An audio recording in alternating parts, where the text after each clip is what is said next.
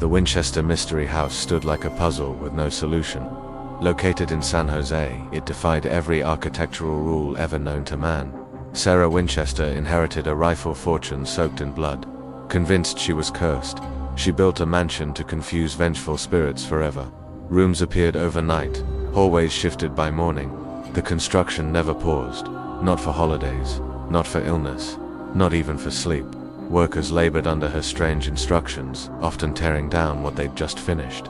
Logic was forbidden, chaos was intentional. Doors opened into brick walls, and staircases led directly into ceilings. The design wasn't flawed, it was deliberate madness. Sarah believed that continuous construction would keep the ghosts away. If the house ever stopped growing, death would claim her instantly. She consulted mediums who advised her on building plans. Spirits spoke through candlelit seances and directed her every architectural move. Windows looked into other rooms instead of the outside world. It was like living inside a dream designed by fear and guilt. Some doors opened into nothingness, a straight drop into the garden below. Others led to walls just inches away. Staircases twisted in bizarre angles, some rising only a few inches at a time. A full flight led to a flat wall. The house grew not by plan but by spiritual suggestion. Carpenters often received blueprints, scribbled on napkins or dictated aloud. Over time, the mansion expanded to more than 160 rooms. Bedrooms, ballrooms, and closets bled into one another without logic. She insisted on the number 13 throughout the mansion. 13 windows in a room, 13 hooks, 13 steps on staircases. There were 47 fireplaces, but only 17 chimneys. Some chimneys stopped between floors, venting smoke into unseen voids. A single closet door opened into 30 different rooms. No one, not even Sarah, could fully map the home. Visitors report hearing footsteps in empty hallways. Disembodied voices whisper names that no longer belong to living guests. The house groans in places where no one walks. It creaks at midnight, even when the wind is still. Sarah wore a black morning dress every day. She ate alone and spoke to no one but her servants and the spirits. She rang a bell at midnight and again at 2 a.m., signaling the spirits, her nightly guests. To guide her, the seance room had one entrance and 3 secret exits. Only Sarah knew how to escape the spirits she summoned. She would sit silently in the room, eyes closed, waiting. Then she'd rise and issue orders to her construction team at dawn. Some rooms were sealed off forever after being built. Others were modified endlessly, like a painter never satisfied with the canvas. Once the carpenter claimed to have seen Sarah speaking to an invisible guest. His tools vanished the next day, never found. Her staff rarely lasted more than a few months.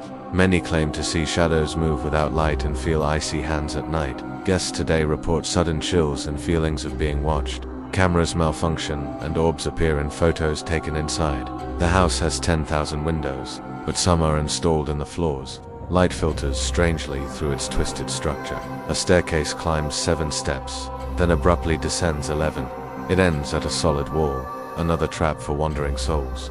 There's a door that opens into thin air, a straight fall from the 2nd floor into the garden below. Sarah believed the spirits couldn't catch her if they were lost, so she built a labyrinth they'd never escape. No single map of the mansion has ever been complete. Architects have tried, but the house always refuses to be fully known. Sometimes, visitors hear hammers banging in the night, but no workers remain, and no nails have been driven in years. Some say the house itself is alive, shaped by guilt and grief. It grows quiet when respected, and angry when mocked. Paranormal investigators have spent nights inside. They report temperature drops, distant footsteps, and whispered conversations. A piano plays a single note in the ballroom at random hours. The room is locked, and no one has ever seen inside. Sarah died in her sleep in 1922. Her death marked the first and only moment the house fell completely silent. The construction stopped the day she passed. Workers dropped their tools and never returned, as if the spell had broken. No will was found. Her belongings were removed within days. Only the house remained, full of secrets and half-built dreams. Tourists now walk her halls with awe and fear. Guided tours can't explain everything, and that's exactly how Sarah wanted it. Some believe she's still there, a ghost among ghosts, her energy woven into every crooked hallway and sealed doorway. Even skeptics leave unsettled. The house doesn't scream, it whispers, and the whisper never leaves you once you've heard it. Some claim they've seen her wandering the upper hallways, dressed in black. She vanishes the moment you look her way. Psychics say the energy in the house is restless. It doesn't want to be understood, it wants to be felt. Tour guides report lights switching on and off without warning. Batteries drain rapidly, even freshly charged ones. There's a staircase known to whisper. Visitors stop mid-step, claiming they heard their name called from above. The front door was rarely used by Sarah. She preferred secret passages and back hallways hidden behind bookshelves. Some believe the spirits helped build the mansion, that their hands guided the carpenters more than blueprints ever did. A worker once found a nail bleeding rust-colored liquid. It stained the wood like a wound that never healed. When the wind blows through the mansion, it doesn't sound natural. It howls like it remembers something you've forgotten. No clocks remain in the house today. Time loses meaning when the walls themselves loop endlessly. People report getting lost even with guides. Rooms seem to shift. Hallways stretch longer the more you walk. One woman found herself in a room not on the tour. It disappeared when she turned back around. The mansion feels like it watches you. Shadows gather in corners just before you enter a room. Some mirrors reflect rooms that don't exist. You blink, and suddenly you're staring at your own confused reflection again.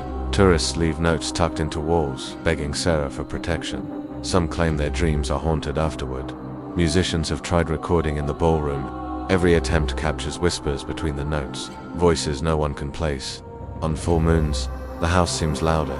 Footsteps echo longer, and the air feels thick with expectation.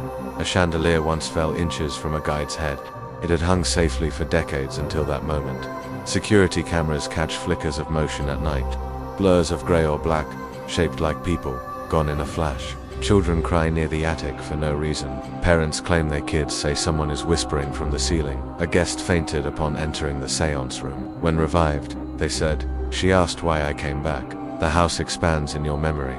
Visitors describe rooms they never saw, but feel certain they were inside. Historians argue about the true number of rooms. Some say 160, others 200. The house refuses to be counted. During renovations, workers found nails driven through Bible pages in the floorboards. No one claimed responsibility. Some tourists bring gifts, trinkets, flowers, notes. They say it helps avoid nightmares after the visit. A woman once saw a face in a window on the 3rd floor. That room had been sealed for years. The gardens grow strangely well. Plants bloom out of season, and some trees twist unnaturally toward the house. People claim they leave the house changed. Some feel lighter, others haunted, but no one leaves untouched. In photographs, faces sometimes blur. Not all of them belong to the living people in the shot. The house has no symmetry. Rooms stack awkwardly, like a child's blocks tumbling in slow motion. Some believe the house traps energy, that each room contains a memory sealed inside its walls forever. An old diary found in a hidden compartment spoke of a great sorrow that grows walls to hold the dead. Volunteers once spent the night inside as a dare. None made it past 3 a.m. without running out. An EVP recording captured a voice saying, "Keep building." No one was present when it was recorded. The windows rattle even when the wind is still. Some swear they've seen breath fog on the glass from the inside. Cats refuse to enter the mansion. Strays turn back at the porch, hissing at something no one else sees. At dusk, shadows fall the wrong way. The sun seems confused by the house's impossible angles. Some corners feel cold, even on hot days. You step into them and feel like someone is standing behind you. Visitors describe the house as dreamlike, not quite real, yet unforgettable, as if it attaches itself to your mind. People say they feel watched while alone. Cameras reveal nothing, but the sensation won't leave. A child once sketched a room she saw inside. No one remembered taking her there, and it no longer exists. The house was never meant to be finished. Its purpose wasn't shelter, it was delay. A labyrinth against death. When it rains, water drips inside rooms without leaks, as if the house itself weeps for something forgotten. Guests have left running from sudden terror. Some can't explain what scared them, only that they had to flee. A historian called it a diary written in nails and wood. Others call it a prison for the restless dead. Sarah Winchester's grave lies nearby. Visitors leave notes, asking her to let them sleep in peace.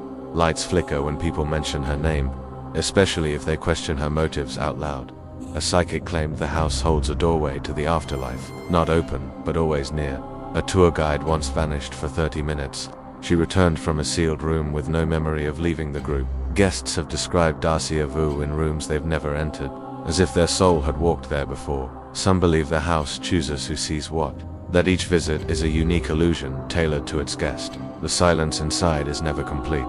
There's always a creak, a sigh, a shifting board somewhere close. The blueprints make no sense. Walls cross at impossible angles, and rooms share walls but not doors. A mirror in one hallway reflects things that aren't behind you. People avoid looking into it more than once. Tourists sometimes leave crying, not from fear, but from something deeper, like grief echoing through time. Some say the mansion doesn't want to be remembered, that each time it's photographed, it forgets a little more. The longer you stay, the heavier the air feels, like the house is wrapping around you, slowly. Someone once tried to spend 7 nights alone inside. He left after 2, refusing to speak of what he saw. They say the spirits still roam, confused and angry. Their world ended with a gunshot, and she tried to silence them with walls. But Sarah never wanted peace. She wanted distance, distraction, a way to delay the final knock at the door. And so the Winchester House stands, unfinished, unquiet, and unmatched. A wooden prayer against death that still echoes in every nail.